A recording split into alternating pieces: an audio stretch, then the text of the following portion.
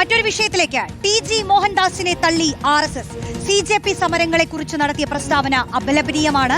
അത്തരം കാഴ്ചപ്പാടുകളോടും RSS ഒരു തരത്തിലും യോജിക്കുന്നില്ല. മോഹൻദാസ് RSSന്റെ ഒരു ചുമതലയും വഹിക്കുന്നില്ലെന്നും നേതൃത്വം ഈ ഘട്ടത്തിൽ പറയുന്നു. VS രഞ്ജിത്താണ് ചേരുന്നത്. രഞ്ജിത്ത്, ഇയാള് പറഞ്ഞിട്ടുള്ള വാക്കുകൾ നമുക്കൊന്ന് എടുത്ത് പറയാൻ പോലും തോന്നില്ല.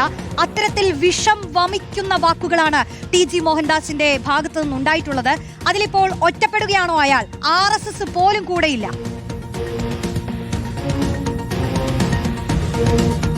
റോഷ്നി, സാധാരണഗതിയിൽ RSSന്റെ പേരിൽ ഒരു പ്രസ്താവനയോ അല്ലെങ്കിൽ പ്രചരണങ്ങളോ ഉണ്ടാവുമ്പോൾ അതിൽ പ്രതികരിക്കുന്ന പതിവ് അത്തരത്തിൽ RSSനില്ല. ഇക്കാര്യത്തിൽ ടി.ജി. മോഹൻദാസ് RSSന്റെ സൈദ്ധാന്തികൻ എന്ന രീതിയിലും അദ്ദേഹത്തിന്റെ അഭിപ്രായം RSSന്റെ അഭിപ്രായം എന്ന രീതിയിലും പ്രചരിപ്പിക്കപ്പെട്ടതോടുകൂടിയാണ് ഇന്ന് RSS അതിൽ ഒരു വ്യക്തത വരുത്താൻ തീരുമാനിച്ച് ടി.ജി. മോഹൻദാസിന് RSSന്റെ ഏതെങ്കിലും പദവികൾ ഇല്ല എന്നും ഏതെങ്കിലും ചുമതലകൾ ഇല്ല എന്നും ടി.ജി. മോഹൻദാസ് പറഞ്ഞത് തീർത്തും അപഹാസ്യമായ കാര്യമാണ്. അത് അപലപനീയമാണ് എന്നുള്ളതാണ് RSS അഭിപ്രായപ്പെട്ടുള്ളത്.